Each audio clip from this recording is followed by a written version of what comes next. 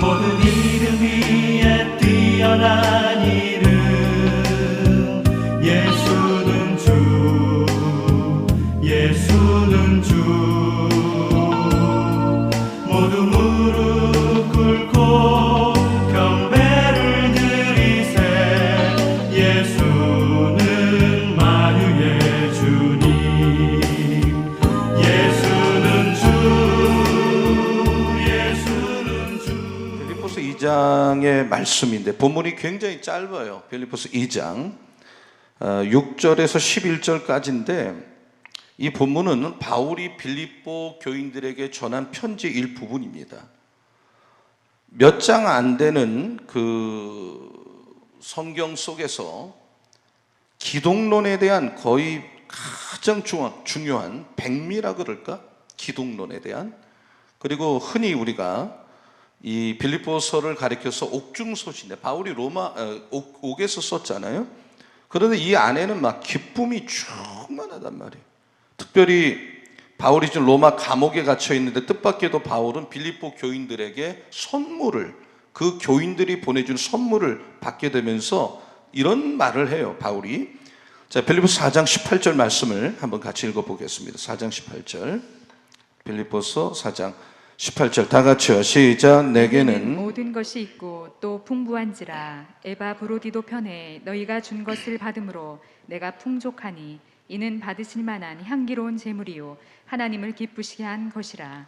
그러니까 아마 빌립보 교회에서 헌금을 모아서 바울이 사역하도록 쓰도록 헌금을 보내준 것 같아요. 근데 바울이 뭐라 그럽니까? 지금 내게는 모든 것이 있고 풍부하다.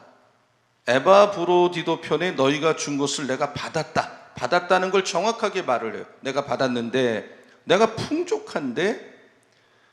그러니까 이 지금 그 바울은 교인들에게 가르쳐 주고 있는 거예요. 교우들이 보낸 헌금, 교우들이 드린 헌금은 목회자나 사역자를 위해서 드린 건 아니에요. 하나님께 드린 거예요. 그래서 그 헌금은 받으실 만한 향기로운 제물이요 그랬어요. 하나님 받으시면 향기로운 제물인데 하나님을 기쁘시게 한 거다. 그러면서 아주 당당하게 이 교우들을 축복하는 바울을 볼 수가 있어요. 내게는 모든 것이 있다. 그러면서 자기가 이 에바브로디도 편에 보내준 헌금을 분명히 받았고 그 헌금이 지금 하나님의 나라를 위해서 정확하게 분명하게 쓰여지고 있다는 것을 공개적으로 얘기하는 바울을 볼 수가 있습니다. 근데 바울은 그 에바브로디도에게 뜻밖의 소식을 들어요. 고린도 교인들이 하나가 되지 못하고 있다.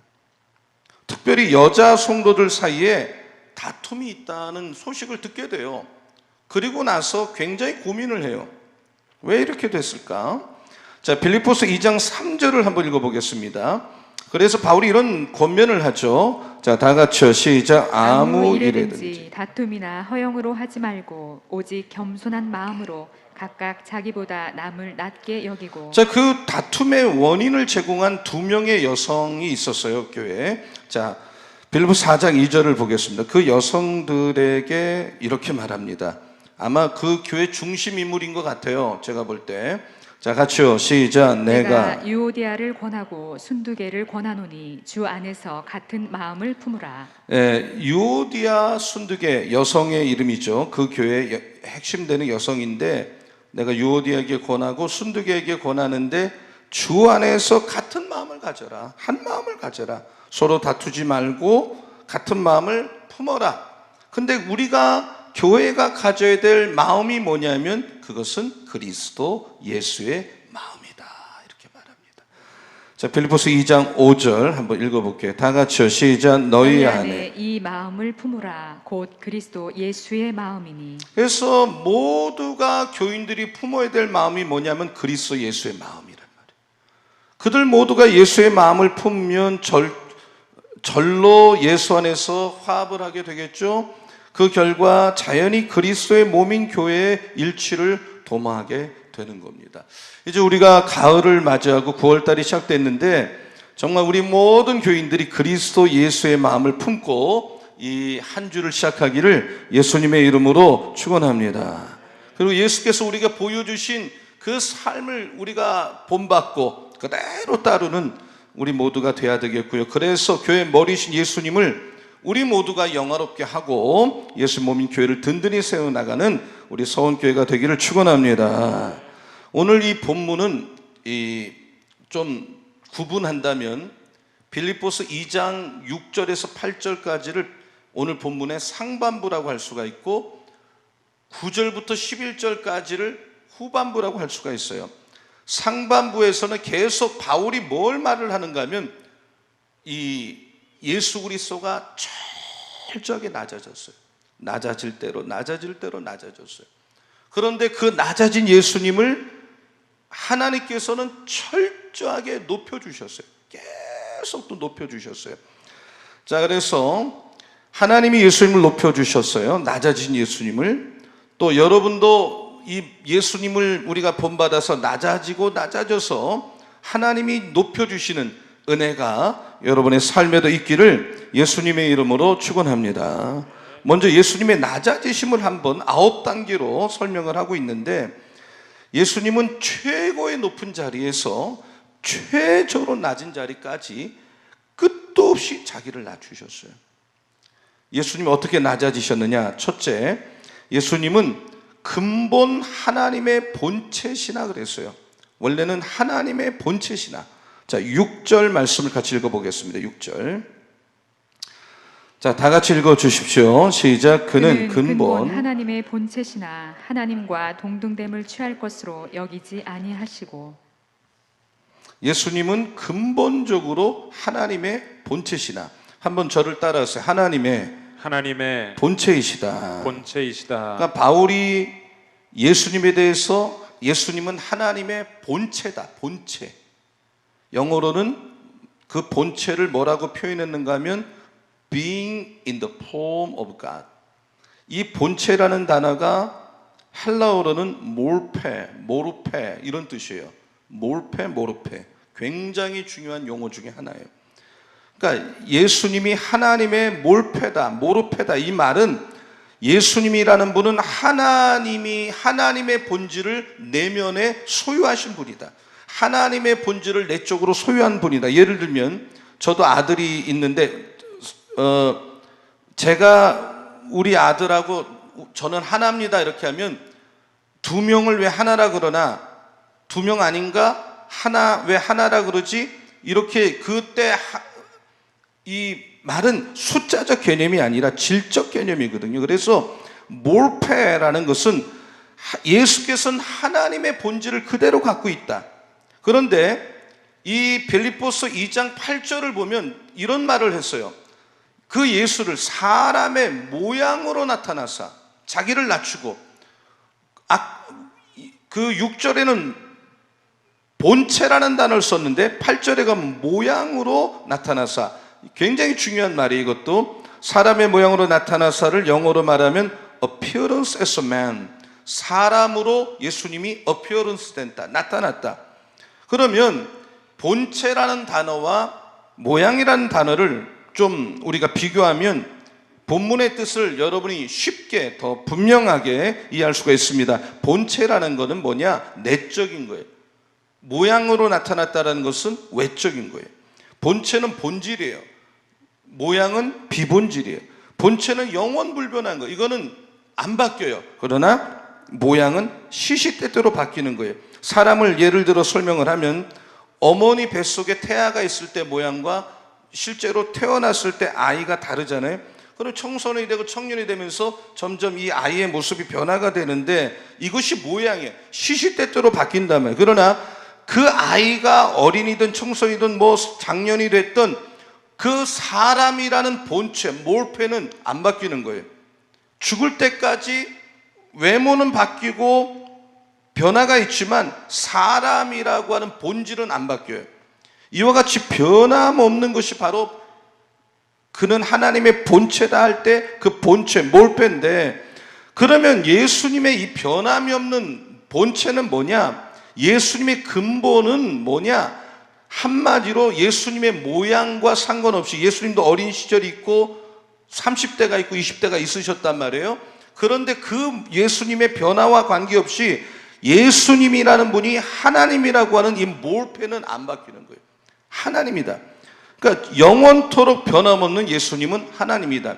그 교회가 건강한지 않은지 진단을 내릴 때 기준이 두 가지. 그 교회 교인들이 고백하는 예수님에 대한 기독론이 뭐냐, 또 그 교회가 성경을 어떻게 해석하느냐, 이 두 가지를 보면 그 교회가 지금 건강한 교회냐 건강하지 못하냐를 알 수가 있는 거예요.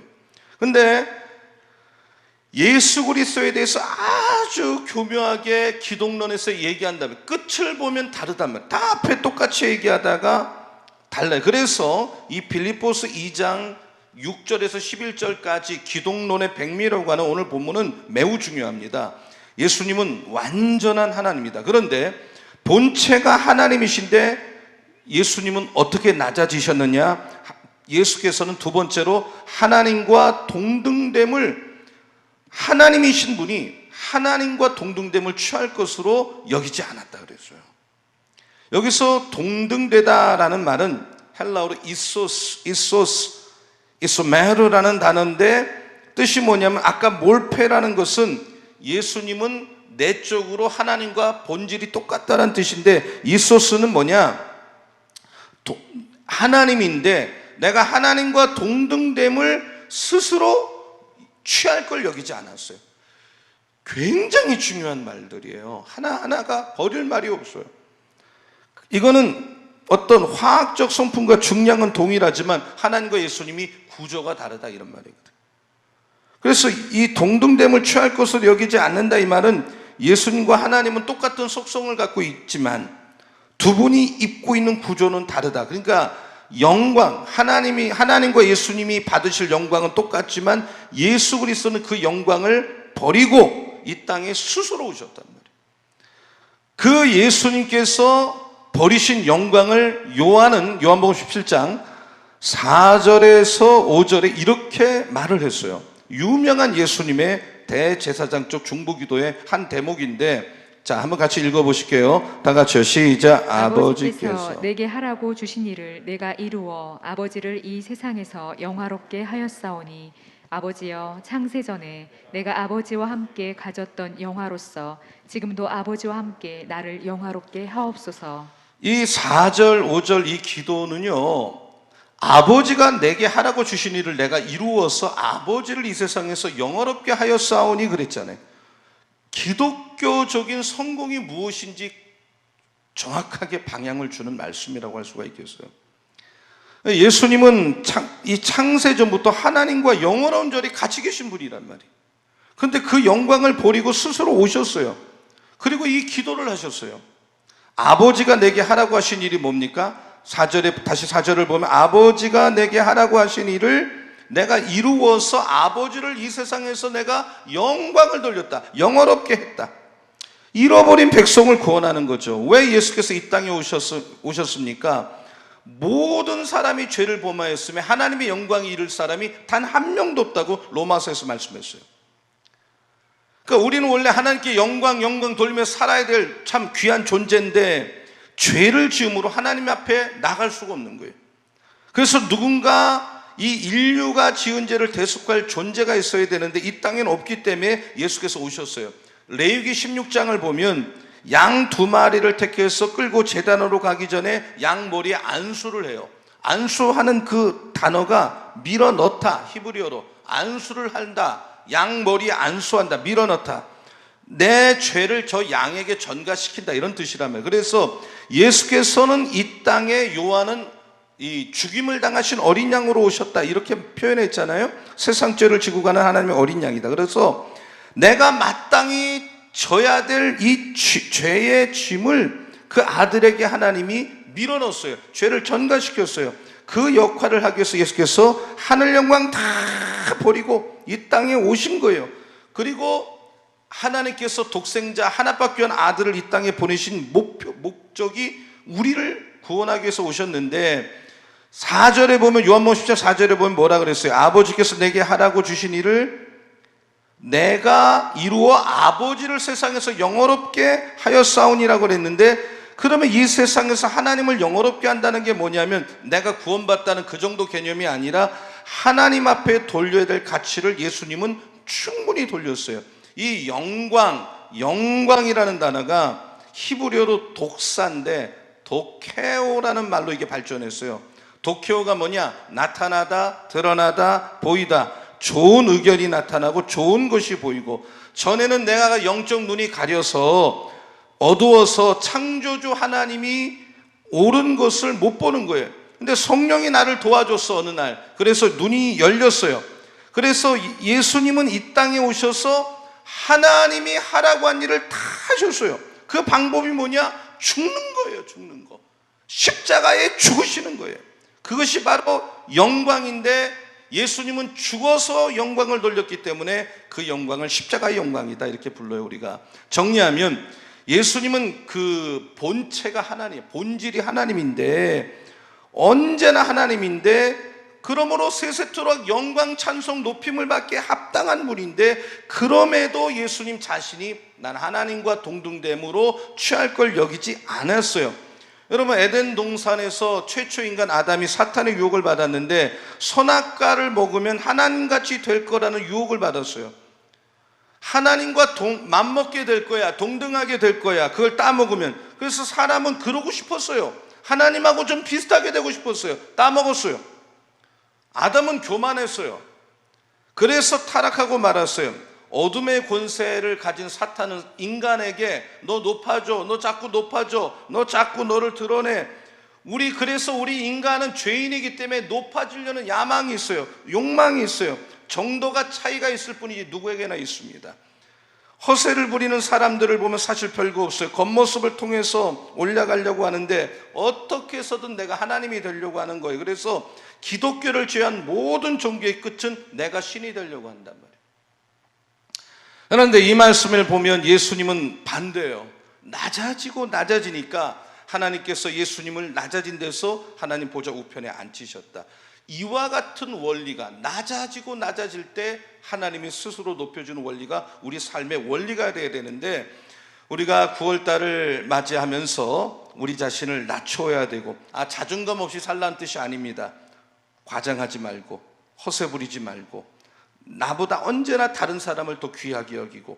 근데 우리의 뿌리에 내면에 박혀있는 본질은, 사탄의 이 뿌리는 좀처럼 뽑혀지질 않아요.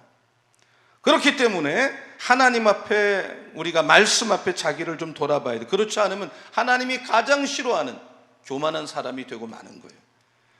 여러분, 예수님은 하나님이십니다. 그럼에도 불구하고 하나님과 동등됨 취할 것을 여기지 않았다. 겸손하게 낮추셨다, 자기를. 그러므로 승리하셨다, 이 말이에요.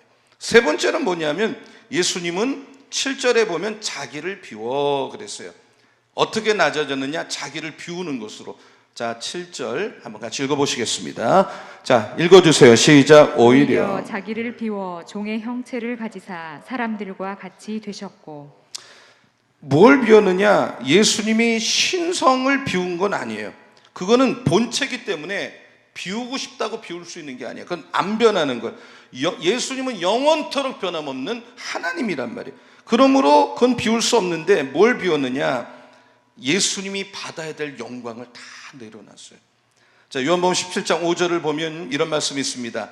자, 같이요. 시작. 아버지여, 창세전에 내가 아버지와 함께 가졌던 영화로서 지금도 아버지와 함께 나를 영화롭게 하옵소서. 자, 한 구절을 또 보실게요. 고린도후서 8장 9절을 보겠습니다. 시작. 우리 주 예수 그리스도의 은혜를 너희가 알거니와 부요하신 이로써 너희를 위하여 가난하게 되심은 그의 가난함으로 말미암아 너희를 부요하게 하려 하심이라. 지금까지 하늘에서 가지셨고 앞으로도 영원히 누려야 될 그 영광을 예수님은 다 비우셨어요. 우리를 구원하기 위해서.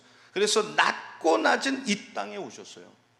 그런데 그걸 비우고 오히려 자기를 비워 어떻게 되냐? 종의 형체를 가지셨어요. 자, 7절을 다시 보면, 자, 오늘 본문 7절을 한번 다시 보면 오히려 자기를 비워 종의 형체를 가지사. 예수께서 이 땅에서 사역하실 때 친히 하신 말씀 중에 하나가 마가복음 10장 45절이거든요. 한번 같이 읽어볼게요. 예수님이 이 땅에 왜 오셨느냐? 자, 다 같이요. 시작. 인자가 온 것은 섬김을 받으려 함이 아니라 도리어 섬기려 하고 자기 목숨을 많은 사람의 대속물로 주려 함이라. 예수님은 온 우주 만물의 주인이지만 항상 내가 주인이니 하는 자세가 없었어요. 섬김을 받으려고 하지 않았어요. 섬기려 하고 자기 목숨을 많은 사람에게 대속물로 주려 함이라. 종처럼 섬기기 위해서 오셨어요. 그래서 종의 형체를 갖고 오셨거든요. 여기서 말하는 형체라는 것은 아까 다시 7절로 가면 오늘 본문 7절 종의 형체라는 단어는 아까 본체라는 단어가 똑같아요. 원문에 보면. 그러니까 예수님은 겉모양만 종이 아니에요. 온 우주 만물의 주인이신 그분이 모든 피조물이 예수님의 손에서 창조됐는데도 불구하고 이 세상에 오셔서 너는 내가 만들었어, 내가 주인이야, 너는 내 소유라고 하지 않았어요. 어떤 것도 소유하지 않았어요. 예수님은 여러분 아시다시피 마국간에서 태어나셨는데 그것도 렌트해서 빌려가지고 태어날 곳도 없었어요. 예수님은 설교를 할 때 배가 필요할 때 항상 사람들에게 배를 좀 빌려 타셨어요. 예수님은 예루살렘 입성할 때 나귀도 빌려서 타고 가셨어요. 예수님께 없어요. 예수님은 6월절 만찬을 들 때도 남의 집 다락방을 렌트해서 최후의 만찬을 하셨어요. 예수님은 육신의 장사를 지낼 때도 아리마대 요셉이 그걸 다 댔어요. 문자 그대로 예수님은 내게 없어요. 종의 형체를 갖고 왔어요. 우주 만물의 주인이에요. 그럼에도 불구하고 아무것도 소유하지 않고 종처럼 남의 것을 항상 렌트했어요. 얻어 쓰셨단 말이에요. 그러면서도 예수님은 철저하게 우리를 섬겨주셨어요. 그리고 종의 형체를 가져서 어떻게 낮아졌는가? 사람들과 같이 되셨고, 한번 따라해보세요. 사람들과 같이 되셨고. 자, 이 말씀은 다시 본문을 보면 7절을 보면 이 말씀 뭐냐면 예수님의 인성을 말씀하는 것입니다. 그러니까 예수님은 우리와 똑같은 인성을 갖고, 그래서 배고프고 어떨 때 목마르고 어떨 때 화도 나고 어떨 때 자기가 사랑하는 사람이 죽으면 눈물을 흘리고, 그러나 인성을 가지셨지만 사람같이 되셨지만 우리하고 다른 게 하나 있는데 죄가 없으셔. 죄를 알지도 못해요. 히브리서 4장 15절 같은 말씀을 보면 우리에게는 대체서 우리의 연약함을 동정하지 못하실 리가, 우리처럼 육신을 갖고 있기 때문에 우리가 얼마나 연약한지, 얼마나 힘들어하는지, 얼마나 괴로워하는지, 얼마나 참 부족한지 알지만 못하실 리가 아니지만 똑같이 시험을 받았어요. 그러나 죄는 없어요. 죄를 알지도 못해요. 하나님은 죄를 지을 수 없죠. 예수님은 본체가 하나님이니까. 그렇기 때문에 똑같은 시험을 받으셨지만 예수님에게는 죄가 전혀 없어요. 자, 그런데 8절에 보면 여섯 번째 예수님은 또 어떻게 낮아지셨느냐? 사람과 같이 됐지만 사람의 모양으로 나타났어요. 여러분이 언뜻 볼 때 7절 하반부에 사람과 같이 되셨다라는 이 말씀과 8절에 사람의 모양으로 나타났다는 말씀이 반복되는 말씀 같지만 전혀 의미가 달라요. 앞에 7절에 예수님이 사람같이 됐다는 것은 하나님 편에서 예수님 볼 때 사람같이 된 거고, 뒷부분에 예수님이 사람의 모양으로 나타났다는 것은 인간 편에서 설명하는 단어예요. 자, 8절을 다시 한번 들어보세요. 자, 한번 같이 읽어보겠어요. 빌립보 2장 8절. 자, 신중하게 보셔야 돼. 시작. 사람의 모양으로 나타나사 자기를 낮추시고 죽기까지 복종하셨으니 곧 십자가에 죽으심이라. 그러니까 사람의 모양으로 나타났다는 것은 예수님이 신이면 신으로 오셨어야 되는데 사람으로 오니까 그 당시에 유대인이나 바리새인들이 예수님이 하나님이라는 걸 전혀 알아보지 못해요. 말씀을 아무리 가르쳐도 아무리 기적을 베풀어도 사람의 모양으로 오셨기 때문에 예수님이 내가 하나님이라는 말씀도 많이 하셨어요. 그런데도 불구하고 유대인은 안 믿었어요. 예수를 배척하면서 저 사람 저기 나사렛에 우리 동네 사람 아니냐, 그 어머니도 알고 아버지도 아는데 저 사람이 자기가 하늘에서 왔다, 귀신 들린 거 아니냐, 엄청난 비방을 했어요. 온갖 멸시와 천대를 했어요.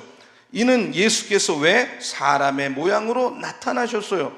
그리고 예수님 어떻게 하셨느냐? 자기를 낮췄어요. 그래도 낮췄어요. 한번 따라해보세요. 자기를 낮추시고 온갖 멸시를 받았어요. 온갖 천대를 받았어요. 그럼에도 불구하고 그들하고 한 번도 싸우지 않았어요. 얼굴에 침을 뱉었어요. 한 번은 뺨을 때렸어요. 한 번은 욕을 했어요. 한 번은 그러나 같이 맞받아서 욕한 적 없어요. 엄청난 멸시 속에서도 끝까지 인내했어요. 끝까지 참았어요. 말을 하지 않았어요. 고난을 당하면서도 자기를 낮추고 또 낮추고 그렇게 함으로써 인류를 구원하고자 하는 하나님의 뜻을 기어코 이루셨어요. 복종하셨어요. 너는 십자가 져야 돼. 죽기까지 복종하셨어요.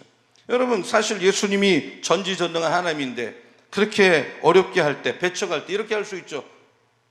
Stop. That enough. You know who I am. 너 내가 누군지 알고 이렇게 하는 거야? 그만 좀 해. 그 정도로 충분해. 내가 누군지 알고 너희들 이렇게 하는 거야? 얼마든지 그럴 수 있고 얼마든지 액션을 취할 수 있지만 그렇게 안 했어요. 그 모진 고난 속에서도 끝까지 인내하고 침묵하시고 그 억울한 빌라도 같은 사람에게 재판을 받을 때도 말을 안 하셨어요. 그리고 십자가를 지실 때도 침묵하셨어요. 진실로 하나님의 뜻에 복종하기 위해서 끝까지 침묵을 했는데 결국은 그것을 어떻게 실현하셨느냐? 9번째 단계는 뭐냐면 십자가에 죽으십니다. 십자가라는 것은 바사 시대 시작된 건데 로마 시대 때 와서 굉장히 많은 사람들을 십자가에 못 박아 죽었어요. 특별히 어떤 사람?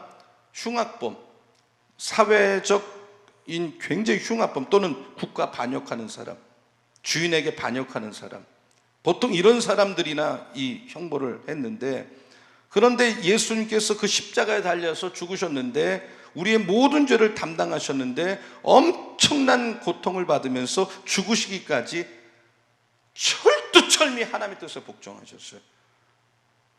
그만큼 예수님은 자기를 낮췄어요. 근데 여기서 스토리가 끝나야 되는 거 아니야? 죽었으면 자기를 낮췄는데 더 낮췄는데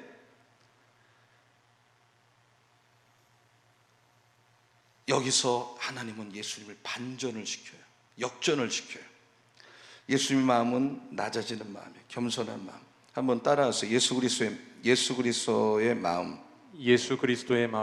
낮아지는 마음이다. 오늘 이 설교를 듣는, 온라인으로 예배를 드리는, 핸드폰으로 예배를 드리는 우리 모두의 마음이 예수 그리스도의 마음으로 충만하고 우리가 낮아지는 마음으로 이번 한 주를 시작할 수 있기를 예수님의 이름으로 축원합니다. 근데 하나님은 예수님을 높이기 시작합니다. 지금부터 반전이 일어나요. 영화도 반전이 일어날 때 재밌잖아요. 자, 이 빌립보서 2장 6절로 8절까지는 계속 주어가 예수님인데 9절에 딱 들어서면서 주어가 하나님이 돼요. 예수님 하실 일을 다 하니까 하나님이 나서시기 시작해요. 지극히 예수님이 자기를 낮추니까 하나님이 어느 순간이 되니까 높여주셔요. 예수님이 할 일을 다 하니까 하나님이 하실 일을 하는데, 하나님이 예수님을 왜 높이셨느냐? 높이신 방법이 뭐냐? 빌립보서 2장 9절을 한번 같이 읽어보실게요. 2장 9절. 자, 같이 한번 읽어보겠습니다. 시작. 이러므로 하나님이 그를 지극히 높여 모든 이름 위에 뛰어난 이름을 주사. 예수님도 9단계로 자기를 낮췄는데 하나님도 예수님을 단계별로 높여주시는데, 자, 예를 들면 에베소서 1장 20절과 21절을 한번 보실게요.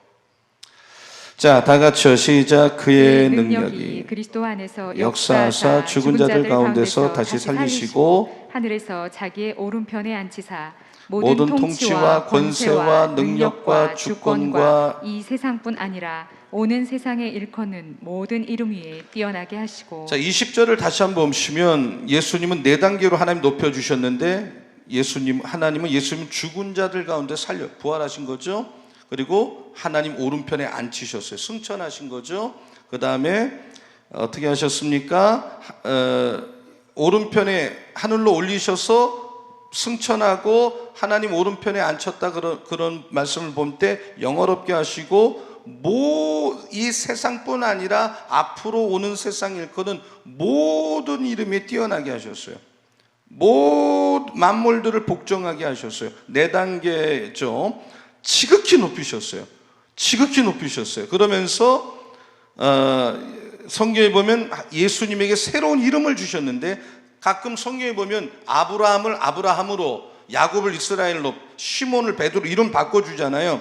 근데 예수라는 이름은 예수님의 새로운 이름이에요. 날 때부터 천사가 그 마리아와 요셉에게 예언했죠. 이 성령으로 아이가 태어나면 이름을 예수라 하라. 그러므로 그 이름은, 예수라는 이름은 원래 있는 이름이야, 날 때부터. 그런데 하나님께서 예수를 높여주면서 새롭게 주신 이름이 뭐냐? 빌립보서 2장 11절에 그 이름의 의미가 나오는데, 한번 같이 읽어볼게요. 시작. 모든 입으로 예수 그리스도를 주라 시인하여 하나님 아버지께 영광을 돌리게 그 하셨느니라. 이름은 뭐냐면 주입니다. 예수 그리스도를 사람들이 주라 시인하는 거예요. 한번 따라해보세요. 예수 그리스도를 주라 시인하여. 이름이 주예요. 주라는 말은 구약에서 여호와 하나님을 상징하는 대명사거든요. 가리키는. 그래서 이 세상에 여호와 하나님의 이름보다 더 위대하고 뛰어난 이름은 없잖아요. 그러니까 예수님은 사실 부활하기 전에도 제자들이 주라고 불렀어요. 그러나 이제는 공식적으로 예수를 부를 때는 주라고 해야 돼요. 주라고 시인해야 돼요. 그래서 공식적으로 만백성의 모든 사람의 주가 되게 하셨는데, 그래서 오늘 우리가 주일을 맞이해서 온라인으로 어디서 예배를 드리던 여러분, 우리가 이 주가 되신, 나의 주가 되신, 나의 로드가 되신 예수님을 마음껏 전심으로 기쁘게 예배드리는 줄로 믿습니다. 그 왜 하나님은 예수님을 높이셨느냐? 오늘 본문 10절 11절에 나옵니다. 자, 10절 11절, 자, 같이 한번 읽어 주십시오. 시작. 하늘에 있는 자들과 땅에 있는 자들과 땅 아래에 있는 자들로 모든 무릎을 예수의 이름에 꿇게 하시고 모든 입으로 예수 그리스도를 주라 시인하여 하나님 아버지께 영광을 돌리게 여기 하셨느니라. 보면 모든 무릎, 모든 입은 예수를 주라고 하고 모든 무릎은 예수 이름 앞에 무릎을 꿇었어요. 이것은 모든 무릎과 모든 입은 총망라해서 뭐를 말합니까? 첫째는 하늘에 있는 자들, 그러니까 이미 천사 또는 이미 구원받아서 하늘나라로 올라간 의인의 영이죠. 우리가 몸이 바로 가는 게 아니에요. 영만 가죠, 천국에는. 그러다가 예수님 부활하면 몸도 가는 거죠. 그리고 땅에 있는 자들, 지금 예수 믿고 있는 우리들, 선택받은 우리들, 지금 예배는 우리들, 그리고 땅 아래에 있는 자들이라 그랬잖아요. 그건 뭐냐? 예수 안 믿다 지옥 가 있는 사람들, 이 사람들도 마지막에는 두렵고 떨리는 마음으로 심판주 되신 예수를 앞에 무릎을 꿇게 돼요. 예수를 주라고 고백할 수 없는 때가 와요. 그러면 왜 하나님은 예수님을 이렇게 높이셨느냐? 높이신 결과가 뭐냐? 모든 이름으로 예수를 주라 시인한다. 이 시인한다, 한번 따라 해보세요. 예수 그리스도를 주라 시인하여 내 모든 열망과 내 모든 부르짖고 애통하고 사람이 할 수 있는 모든 고백으로 인정하는 걸 예수를 시인한다, 이렇게 말하는 거예요. 그래서 하나님이 영광을 받는 거예요. 사람들이 예수가 줍니다, 예수가 하나님이 이럴 때 영광을 받는 거예요.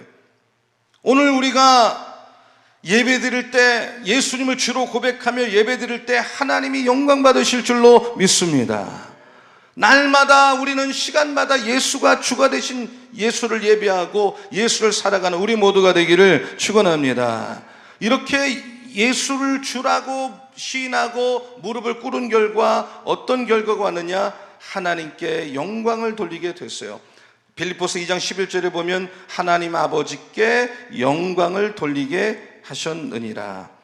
예수님을 높여주심으로 하나님께 영광이 돌려졌어요. 모든 사람들의 경배와 찬양을 통해서 하나님이 영광을 받으셨어요. 그러니까 여러분, 예수님께 내가 막 영광을 돌리는 게 하나님께 영광 돌리는 거예요. 예수님을 높이는 게 하나님을 높이는 거예요. 예수님을 기쁘게 하는 게 하나님을 기쁘게, 예수님과 하나님은 하나예요. 마찬가지로 우리가 우리 교회를 이루고 있는 지체인데 주 안에서 하나가 되었는데 우리가 서로 사랑하고 서로 세워주고 또 나보다 딴 사람이 이렇게 이렇게 잘 세워지고 또 높임 받는 것이 내가 높임 받는 거예요. 우리는 하나란 말이에요. 믿으시기 바랍니다. 아멘. 그러므로 교회 안에서 예수 믿는 사람으로 산다는 것은 어떻게 보면 늘 양보하고 손해보고 그런 것 같지만, 또 내가 좀 죽는 것 같지만, 결국에는 그렇게 살 때에 하나님이 높여주시고 세워주시고, 그러나 내가 먼저 쟁취하려고 하면 그걸 하나님 막아버려요. 오히려 성경이나 여러분 기독교 역사를 보면 결국은 참 하나님이 일하실 때까지 기다리는 사람이 얻게 되는 거예요. 높임을 받는 거예요. 내가 먼저 쟁취하려고 하거나 주장하려고 하지 말고 미련해 보일지라도 때를 참고 기다리고 인내하는 것 사람이 얻게 된다는 게 성경적 법칙이다. 우리가 자꾸 뭘 하려고 그래요. 뭘 자꾸 하려고 그래요. 그러나 하나님 없이 하는 모든 일들은 부질없어요. 열매 없어요. 쓸데없게 돼요. 여러분, 운전을 못하는 사람은 어떻게 운전을 합니까? 운전을 본인이 못하다 보니까 운전대를 꽉 잡고, 그러니까 어깨가 아프고 보기도 부자연스럽죠. 운전 잘하는 사람은 그냥 가볍게 자꾸 운전하면 돼요. 수영을 못하는 사람은 물을 떠도 그냥 자기 힘으로 물 위에 뜨려고 하기 때문에 그냥 옆에 사람 물을 튀기고 그냥 주변을 힘들게 하지만, 수영 잘하는 사람은 그 물에 그걸 알기 때문에 아주 유유히 가잖아요. 물이 별로 안 튀어요. 아주 그냥 편안하게 수영을 잘하기 때문에, 물에다가 자기 몸을 완전히 맡기기 때문에 그런 거거든요. 그러니까 물에 뜨는 방법은 물에다 몸을 맡기는 거지, 내가 물에서 발구동을 친다고 물에 뜨는 게 아닙니다. 우리는 예수를 닮아가야 되겠죠. 내가 할 수 있어도 좀 기다리고 양보해야 되겠죠. 예수께서는 그 때를 기다림으로써 순종하셔서 예수님이 그렇게 하려고 안 했지만 모든 입으로 예수를 주라 시인하는 때가 왔고, 모든 무릎이 예수님 앞에 꿇게 되는 때가 왔어요. 그리고 우리가 순종할 때 예수님의 그 약속이 우리에게 주시는 약속이란 말이에요. 똑같아요. 그러므로 그날을 위해서 우리도 그날이 옵니다. 믿으시기 바랍니다. 고난도 허락하는 거예요. 우리가 처음에 온전하지 않아요. 그런 고난이 없이는 온전한 사람이 될 수가 없어요. 선한 사람이 될 수가 없어요. 제대로 예수 믿는 사람이 될 수 없어요. 그래서 예수를 믿지만 때때로 육체적으로, 재정적으로 여러 가지로 하나님이 내가 어려움 당하는 거 알지만, 힘든 거 알지만 가만히 지켜보고 계세요. 그냥 그걸 좀 묵과하고 계세요. 그런데 고난을 겪으면서 내가 하나님을 의지하고 겸손해지죠. 그리고 내가 내 힘으로 할 수 있는 게 하나도 없다는 걸 알아요. 그러므로 이 땅을 살은 크리스찬에게 고난은 저주가 아니에요. 어느 날이 되면 예수님을 높여주신 것처럼, 예수님을 하나님이 세워주신 것처럼, 여러분이 오늘날 예수 믿는 이 과정 속에서 당하는 아픔, 고난은 저주가 아니에요. 반드시 반전이 일어나고 축복이 되고 여러분에게 간증할 수 있는 때가 반드시 올 줄로 믿으면 아멘 하시기 바랍니다.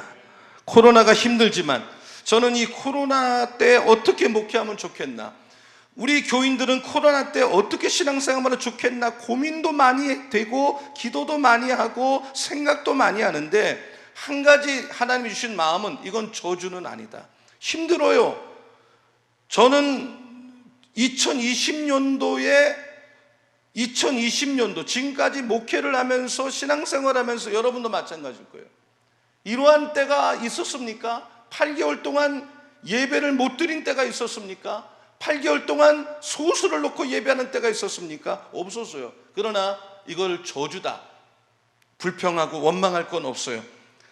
하나님이 하실 일을 기다리면서 이 코로나도 결국은 지나갈 것이요, 코로나를 통해서 우리는 더 하나님만 의지하고 하나님만 바라보고, 내가 예배당에 와서 오늘도 소수 가서 예배를 드립니다마는 정말 온라인으로 예배를, 내 가정에서 부부가 핸드폰을 앞에 놓고 예배를 드리던, 집에서도 예배드리기가 어려워서 핸드폰을 귀에다 꽂고 지하철을 타고 가면서 예배를 드리던, 버스를 타고 예배를 드리던, 여러분 예배를 잘 드리세요.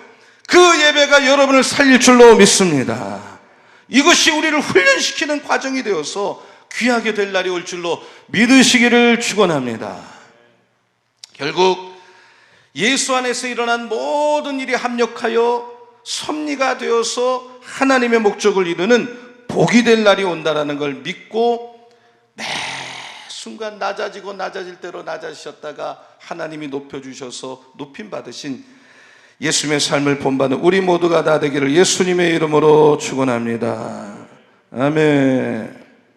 예수님의 낮아지심을 생각했습니다. 이것이 하나의 공부가 아닙니다. 그것이 나에게는 삶이 되어야 됩니다. 우리 모두 예수님의 마음을 품고 예수님처럼 자기를 낮추십시오. 그러면 때가 되면 주님이 높여주실 줄로 믿습니다. 사탄처럼 높아지려고 하다가 넘어진 아담처럼 내가 나를 자꾸 스스로 높이려고 그러면 하나님이 끌어내리십니다. 주 앞에서 낮추라. 그리하면 주께서 높이시리라. 예수님은 삶을 통해서 몸소 보여주셨어요. 우리 모두가 예수 그리스도의 마음을 품고 이번 한 주도 겸손하게 우리 자신을 낮추는, 그래서 하나님이 높여주신 은혜를 맛보는, 경험하는 이런 새로운 하나님의 은혜가 넘쳐나는 한 주가 다 되시고 9월달이 되시기를 예수님의 이름으로 축원합니다. 하나님 아버지, 저를 예수 그리스도의 마음으로 하루를 살게 하여 주시옵소서. 예수님처럼 철저히 자기를 낮추게 하시고 겸손하게 하시고 가난한 마음, 애통한 마음으로 이때를 살아가게 하여 주시옵소서. 하나님, 저희를 예수님을 닮아가게 하여 주시옵소서. 우리들이 코로나 때문에 힘들고 힘들어하는 것이 분명하지만 이 코로나는 저주가 아니라 어느 날 반드시 합력해 손을 이루어 우리의 신앙이 오히려 이때 견고해지고 우리에게 이것이 반전이 되고 축복이 될 때가 올 줄로 믿습니다.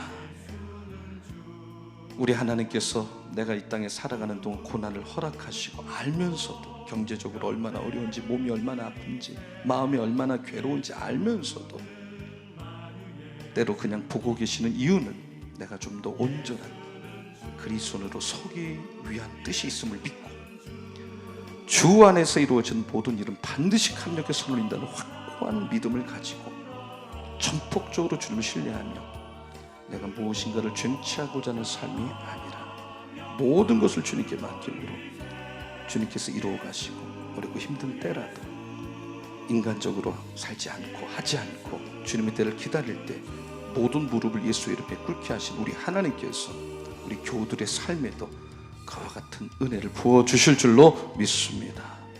새로운 한 달을 살아갈 때, 한 주를 살아갈 때 성령님 우리 서원가족 힘 허락하여 주시옵소서. 이끌어 주시옵소서. 낮아져서 겸손하게 나갈 때 오히려 주님께서 높여주시는 역전과 반전과 이 은혜가 있게 하여 주시옵소서. 예수 그리스도 이름으로 축복하며 기도합니다. 예수는 주